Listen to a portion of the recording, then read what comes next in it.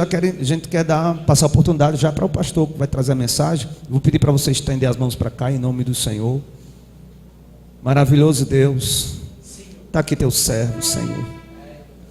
Usa ele no poder do teu Espírito nessa noite. Que tão somente, ó Deus, a voz do teu Espírito, Pai, brade através da boca do teu servo. Em nome de Jesus, fala com a tua igreja, não aquilo que ela quer, mas aquilo que o Senhor precisa falar. Em nome de Jesus, é o que te pedimos, Pai, para a glória do Senhor. Amém, Jesus. Pastor. Glória a Deus. Meus irmãos, a paz do Senhor. Abra sua Bíblia no primeiro livro do profeta Samuel, capítulo 1. Quero pedir perdão pelo atraso, acabei me atrasando um pouco. Domingo é um dia muito corrido, não é para quem é pastor de igreja, mas graças a Deus o Senhor nos trouxe em segurança até aqui. Eu louvo a Deus pela oportunidade de poder estar aqui mais uma vez ministrando a palavra do Senhor.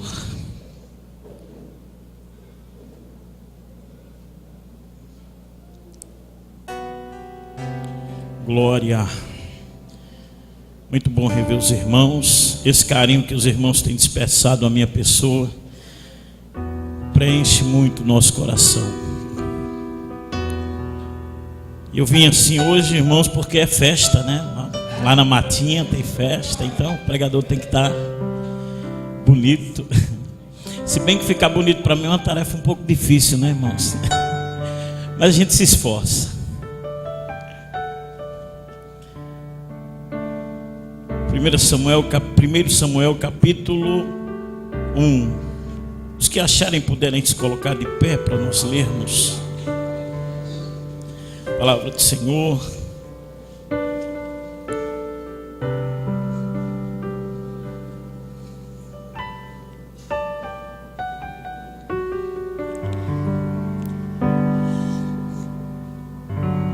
Nós vamos ler 3 versículos desse texto sagrado. Vamos ler os versículos 1 e 2 e o versículo 12, para nós ganharmos tempo, que diz assim: houve um homem de Ramataim Zofim, da montanha de Efraim, cujo nome era Eucana, filho de Jorão, filho de Eliú, filho de Zufi, Efrateu. Este tinha 2 mulheres, o nome de uma era Ana e da outra Penina. Penina tinha filhos, porém Ana não os tinha. Agora o versículo 12. Sucedeu que, perseverando ela em orar perante o Senhor, Eli observou a sua boca. Eu vou repetir o versículo 12, porque é nele que nós vamos nos deter. E sucedeu que, perseverando ela em orar perante o Senhor, Eli observou a sua boca. Amém? Pode se assentar em nome de Jesus. Glória.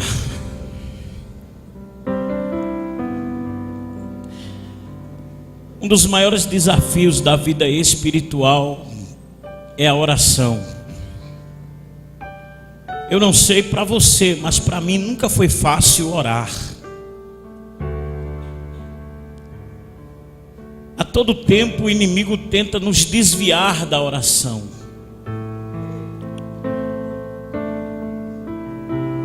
Por mais que orar seja algo bom em todos os sentidos, por mais que orar afete nossa vida em todos os âmbitos, nós sentimos dificuldade de orar. E não é porque nós somos pastores que nós também não passamos por isso. A vida, ela sempre vai colocando coisas diante de nós que querem tomar o lugar da oração. É por isso que na Bíblia Sagrada, de Gênesis a Apocalipse, nós vemos como a oração é importante. Como homens e mulheres da Bíblia alcançaram vitórias através da oração. Tiago chega a dizer que Elias era homem sujeito às mesmas paixões que nós, mas ele orou e durante 3 anos e meio não choveu sobre a terra. E ele orou novamente e Deus mandou chuva. Porque nós temos o pensamento equivocado de achar que porque nós temos um título, não enfrentamos dificuldade para orar. Mas para mim, orar é um desafio. Não porque eu não goste de orar, não tem coisa melhor do que orar. Mas porque existem coisas que tentam nos tirar da oração. Nós estamos vivendo um tempo em que a oração tem estado escassa no meio da igreja. Você vê um show, é lotado, um culto de oração, você conta a dedo. Por quê? É porque o povo não quer orar? Não, eu não diria isso. É porque orar é um desafio e nem todo mundo está pronto para vencer desafios. Mas a palavra que eu vou ministrar agora, eu espero que sirva de incentivo para você orar mais. Esse texto que nós lemos aqui fala de Ana, uma mulher que casou-se, cumprindo o seu papel na sociedade judaica. Ana se casa com Eucana, um casamento baseado em amor, porque o texto diz que Eucana amava Ana. Mas como naquela época a mulher judaica, ela tinha a principal função de gerar filhos, o homem, ele casava-se principalmente para poder dar continuidade à sua semente, ao seu nome. Existia uma lei do levirato que dizia que quando uma mulher casava-se, ou quando um homem casava-se com uma mulher e ele morria sem gerar filhos, essa mulher tinha que casar com o irmão dele. E se o irmão dele morresse sem gerar, ela casaria com outro irmão. E assim até o 7º irmão. Porque era de fundamental importância a mulher, ou aquele homem, dar continuidade à sua semente. Gerar filhos naquela época era algo tão importante que quando uma mulher era estéril, ela ficava atribulada. O texto diz: o Senhor cessou a madre de Ana. Por quê? Porque existia uma crença que dizia que quando uma mulher não gerava filhos, Deus havia tirado a mão de sobre aquela mulher. Então Ana casa-se, e o tempo vai passando e os filhos não chegam. Então, como se não bastasse a esterilidade de Ana, Eucana chama Ana para uma conversa e diz: Ana, eu preciso botar uma terceira pessoa no relacionamento. E aí entra Penina. Penina, no nosso meio, ela é muito relacionada a uma amante, a uma pessoa que entrou de forma desonesta na relação. Mas na verdade aqui não se trata de uma mulher adúltera, Se trata de uma mulher que entrou para cumprir um papel que Ana não estava cumprindo. Quem está me entendendo? Então, quando Penina entra para gerar filhos, logo ela começa a dar filhos a Eucana. Só que Penina não tinha algo que Ana tinha. Ana não gerava filhos, mas Ana tinha algo que mesmo Penina dando filhos a Eucana, ela não conseguiu ter, que era o amor de Eucana. Então o que Penina começa a fazer? Ela começa a irritar Ana, começa a humilhar Ana, ao ponto que Ana começa a chorar. Ana perde o apetite, Ana perde até a vontade de viver, Ana não sorri mais. A vida de Ana se torna um tormento, e Ana só chora. E a situação psicológica de Ana era tão grave que Eucana olha para Ana e diz assim: Ana, eu não sou melhor do que 10 filhos. Eucana dava a melhor parte para Ana, mas nada conseguia preencher o coração de Ana. E quando nós lemos do versículo 1 até o versículo 8, nós vemos uma mulher cabisbaixa, uma mulher sem perspectiva, uma mulher que não conseguia ver como mudar aquela situação. Mas a partir do versículo 9, nós percebemos que as coisas começam a mudar. Naquela época não havia inseminação artificial, não havia tratamentos de fertilidade, mas existia uma coisa que começou a mudar a vida de Ana: era a oração. Eu vim aqui dizer para você que a oração ainda pode mudar essa situação. Eu vim aqui dizer para você que a oração ainda pode fazer você sorrir novamente. E Ana se levanta e vai para o templo orar. E no versículo 12 que nós lemos, diz: e demorando-se Ana e perseverando ela em orar. Eu quero falar sobre os benefícios da oração perseverante. Porque muita gente ora, irmãos. Eu não posso dizer que a igreja não ora, mas se nós olharmos de forma panorâmica para a igreja, nós vamos ver que a igreja não tem perseverado como devia perseverar. Nós temos que orar mais.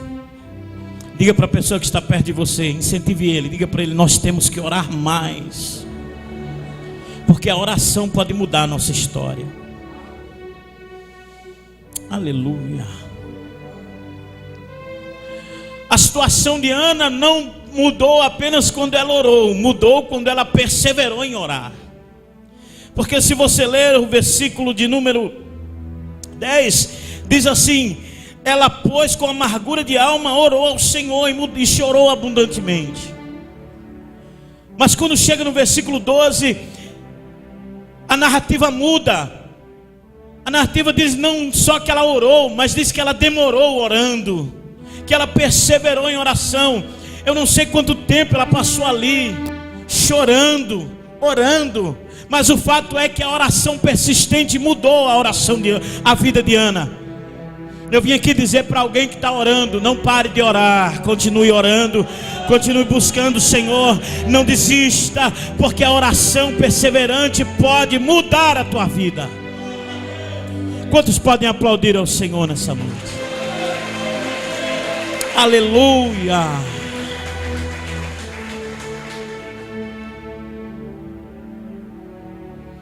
Demorando-se ela em orar. Eu não sei quanto tempo faz que você está orando, mas a palavra de Deus para você nessa noite é: continue orando, não pare, insista na oração. A primeira coisa que a oração perseverante pode fazer na vida de alguém, a oração perseverante, ela gera quebrantamento. Irmão, um crente que ora muito, ele é quebrantado. Se você ler do versículo 1 ao versículo 8, você vai ver Ana chorando. Mas no versículo 10, a Bíblia diz que ela chorou abundantemente. Não foi um choro provocado mais pela angústia, provocado mais pela dor, provocado mais pelas frustrações. Não era um choro motivado, impulsionado pela situação que ela estava vivendo. A ideia do texto aqui no versículo 10 é que Ana agora orava e chorava abundantemente, porque o coração de Ana havia sido quebrantado na presença do Senhor.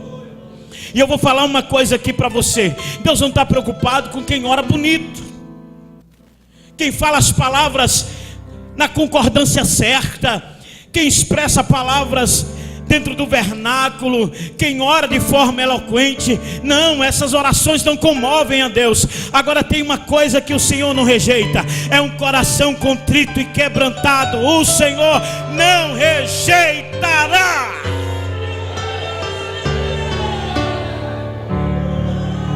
Aleluia! É muito bom se alegrar na presença do Senhor, é muito bom estar feliz na presença do Senhor, mas tem uma coisa que tem abandonado as nossas igrejas: é o quebrantamento, irmãos. A gente vem para a igreja e nós não vemos as pessoas mais se quebrantarem na presença do Senhor. Não há mais um choro abundante por se estar na presença de Deus. As pessoas entram e saem da igreja da mesma forma, elas vêm e vão da mesma forma, porque elas estão orando pouco e elas não estão mais se quebrantando na presença de Deus. Mas quanto mais nós oramos, mais quebrantado nós ficamos.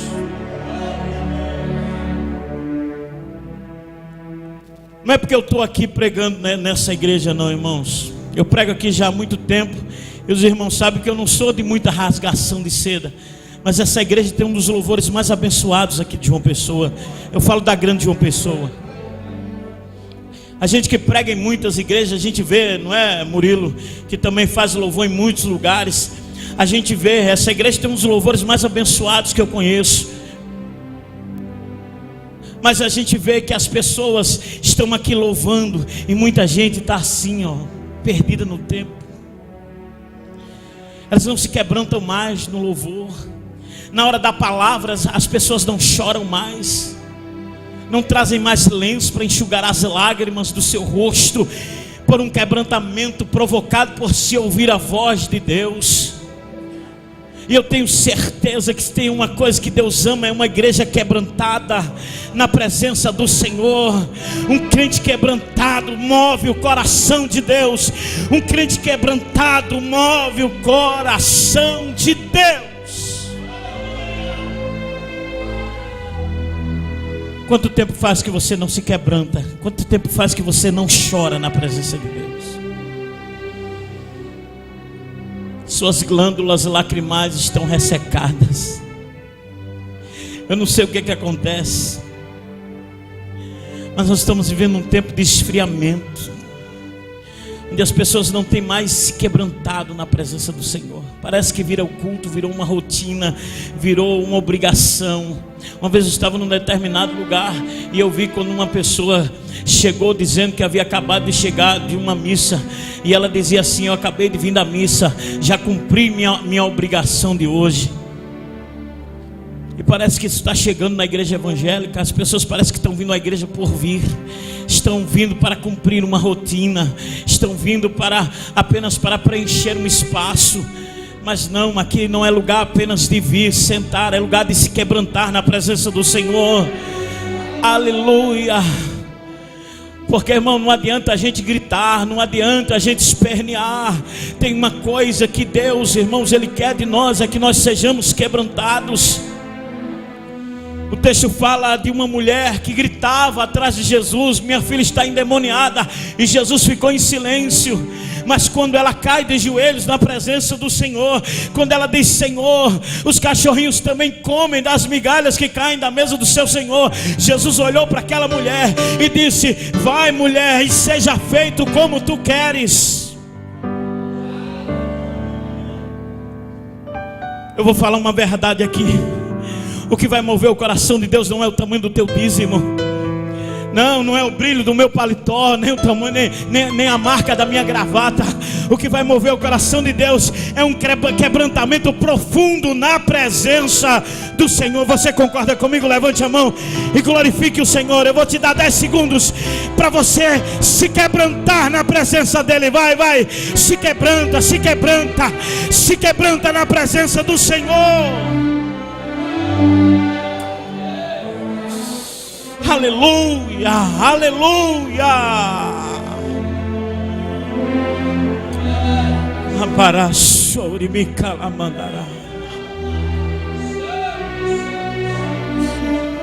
Oh, glória. Eu estou sentindo Deus aqui. Alguém está sentindo Ele? Quantos acreditam que Jesus está nesse lugar? Adore a Ele, adore o nome dEle, glorifique a Ele. Corações petrificados na presença do Senhor.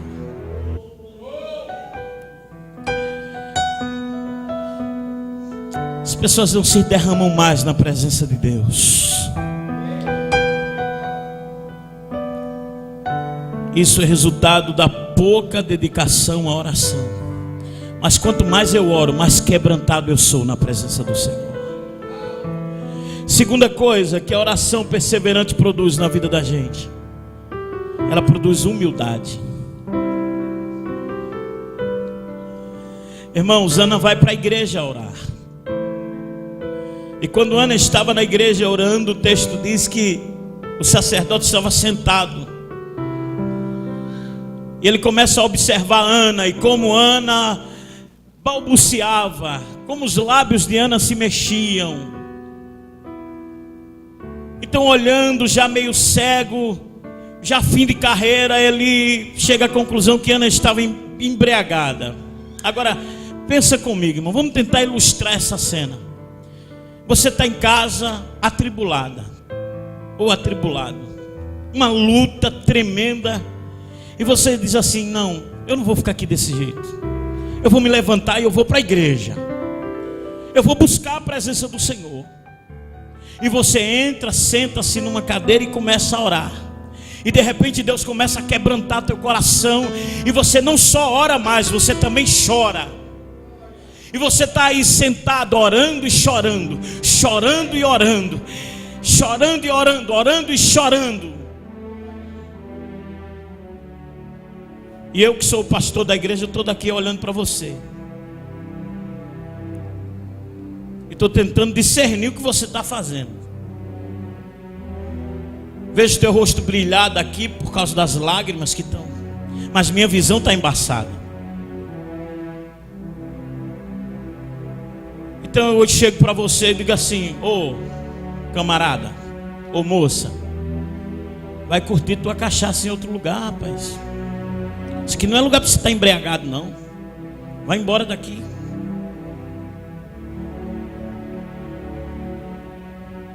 O que você está fazendo aqui, bêbada?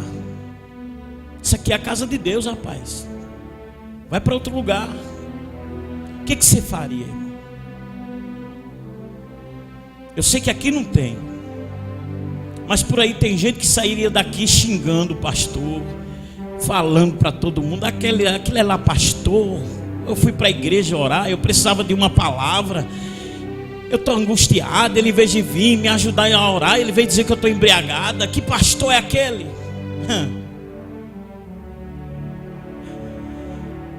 Pessoas sairiam daí falando mal, e quando alguém dissesse: rapaz, vai naquela igreja, vou não, porque um dia eu cheguei lá e ele veio dizer que eu estava bêbado. E olha que a situação de Eli já estava um tanto complicada, porque Eli já estava fim de carreira, os filhos dele estavam bagunçando o templo, ele era conivente com o pecado dos filhos, aquilo já estava público em Israel, todos já sabiam dos pecados dos filhos de Eli. E o que Ana faz? Ana saiu de lá xingando o pastor, o sacerdote? Ana saiu de lá falando mal dele? Não. Primeiro, Ana honrou. Ela disse: meu Senhor. Ela honrou Eli. Isso é fruto de humildade. Só os humildes honram. Diga isso para o seu irmão, para ele gravar. Diga para ele: só os humildes honram.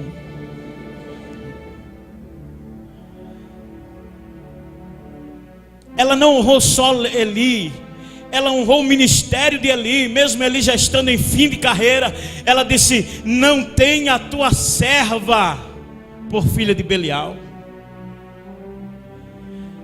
Ela honrou o ministério de Eli. E sabe qual é o problema que nós estamos enfrentando hoje?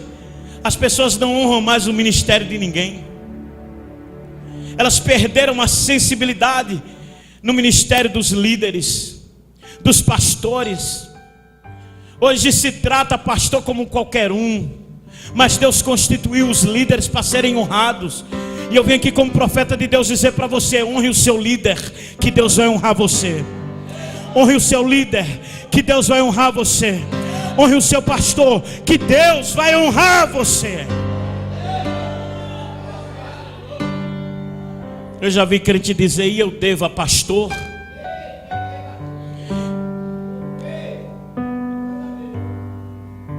Mas Ana honrou Eli, mesmo ele tendo interpretado ela mal, julgado ela mal, diante de um julgamento errôneo. Ana tinha toda razão, até legítima, para poder sair dali magoada. Porque hoje, irmãos, as pessoas se magoam por qualquer coisa, né?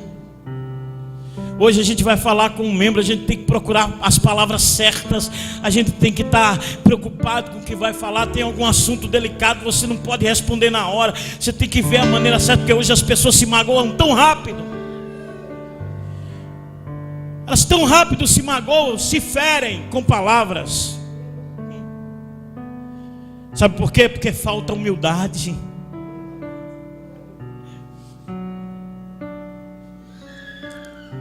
E sabe por que a oração demorada, perseverante, ela gera humildade? Porque quanto mais eu oro, mais eu me pareço com Jesus.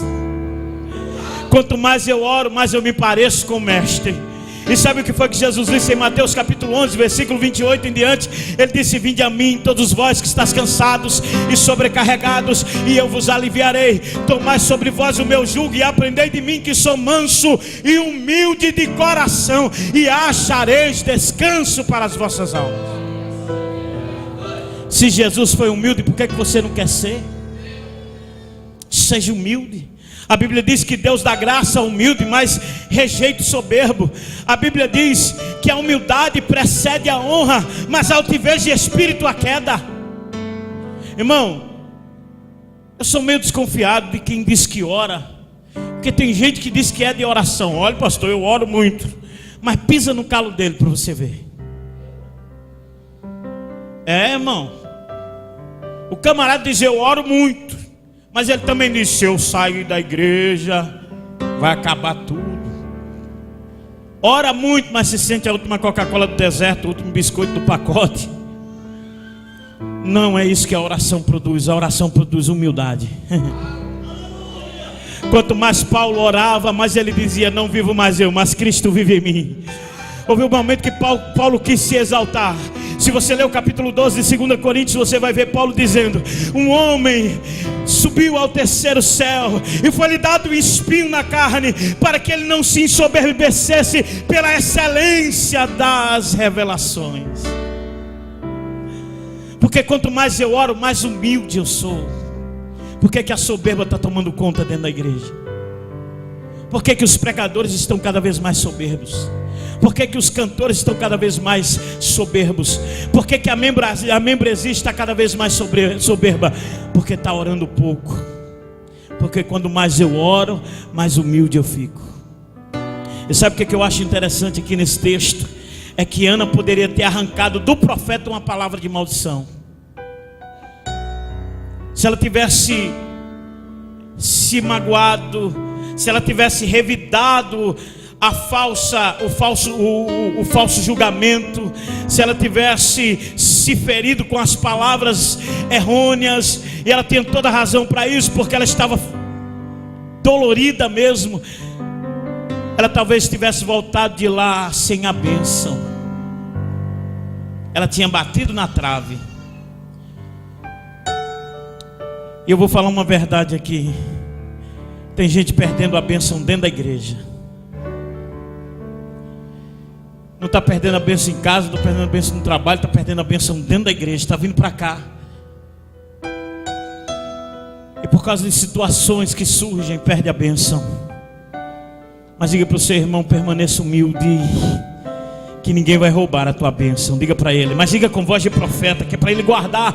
Diga, permaneça humilde, que ninguém vai roubar a tua bênção. Aplauda o Senhor.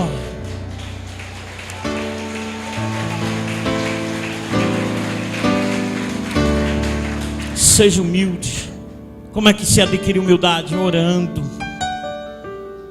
Ore mais, desça mais, busque mais. Terceira coisa que a oração perseverante produz: ela nos faz receber muito mais do que imaginamos. Diga comigo, a oração perseverante. Não, diga mais alto. A oração perseverante pode me dar muito mais do que eu posso imaginar. Então Ana se quebranta, Ana é tomada por uma humildade, e Ana ora e vai para casa. Eu não sei quanto tempo passou depois dessa oração perseverante, mas Ana começa a ver o seu corpo mudar. Ela não chorava mais, ela não tinha mais falta de apetite, ela não se importava mais com as provocações de Penina. Mas de repente Ana olha para o seu corpo e começa a ver o seu corpo mudar, porque a gestação muda completamente o corpo da mulher. E Ana começa a perceber mudanças no seu corpo. E a barriga de Ana começa a crescer. Eu não sei qual foi a reação de Penina, irmãos, quando ela viu o corpo de Ana mudando. Eu não sei como ficou Penina. O texto não diz, a história não diz, e também não importa. Mas o fato é que Ana engravidou. Pega na mão da pessoa que está perto de você, como um vencedor, balança a mão dele dizendo assim: continue orando que você vai ver como sua vida vai ser mudada. Aleluia. Alabaraforinicaladarachai. Oh!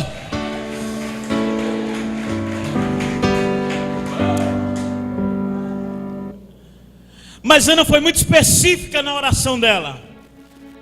No versículo 11, Ana diz assim, o versículo 11: e fez um voto ao Senhor dos Exércitos, dizendo: Senhor dos Exércitos, se benignamente atentares para a tua serva, e de mim te lembrares, e da tua serva não te esqueceres, mas a tua serva deres um filho. Quantos filhos? Quantos filhos? Um filho varão. Ao Senhor darei todos os dias da sua vida, e na sua cabeça não passará navalha. Ana foi muito específica na oração dela: Senhor, eu quero um filho.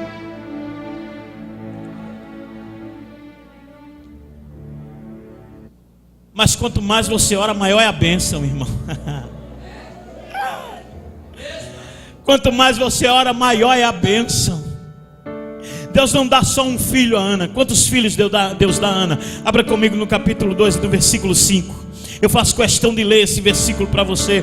Olha o cântico de Ana. Aqui é o cântico de Ana. Quando ela engravida, ela compõe esse cântico, esse louvor a Deus. E olha o que Ana diz aqui no versículo 5: os que antes eram fartos se alugaram por pão, mas agora cessaram os que eram famintos, e até a estéril deu à luz a 7 filhos. Ana pediu um, Deus deu 7. Eu vou repetir, só 2 entenderam. Ana pediu um, Deus deu 7. Aleluia, eu vou repetir porque você está começando a entender. Ana pediu um filho, Deus deu 7 filhos a Ana. Levante a mão que eu quero profetizar sobre a tua vida. Eu não sei o que você está pedindo a Deus. Eu não sei o que você está colocando diante de Deus, mas Deus vai te dar muito mais, muito mais, muito mais, muito mais. Eu vim aqui dizer: Deus não vai te dar o que você está pedindo, Deus vai te dar muito mais do que você está pedindo. Se você recebe essa palavra, aplauda o nome do Senhor para confirmar.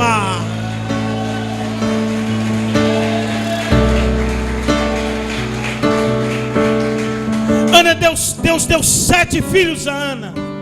Ana deu um para Deus. E sabe aquele filho que Ana deu para Deus, que entregou lá no templo? O nome dele é Samuel. Ele não foi só um filho,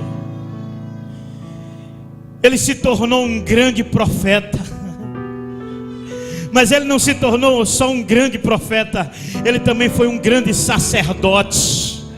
Mas ele não foi só um grande sacerdote, ele também foi um grande juiz. Ele exerceu um tríplice ministério. Levante a mão que eu tenho uma palavra profética para a tua vida. Eu não sei o que é que você está passando, mas de uma coisa eu tenho certeza: o diabo está fazendo de tudo para você não orar. Mas eu vim aqui ser voz de Deus para a tua vida e dizer para você: não pare de orar, não pare de orar. Você não tem ideia do que Deus pode fazer através da tua oração. Quem pode adorar? Quem pode adorar? Quem pode adorar? Adore a Ele. Fique de pé, fique de pé, fique de pé para adorar. Eu queria que você olhasse para 3 pessoas aí e dissesse para elas: Deus vai te dar muito mais do que você está pedindo. Profetiza na vida dela, vai, profetiza.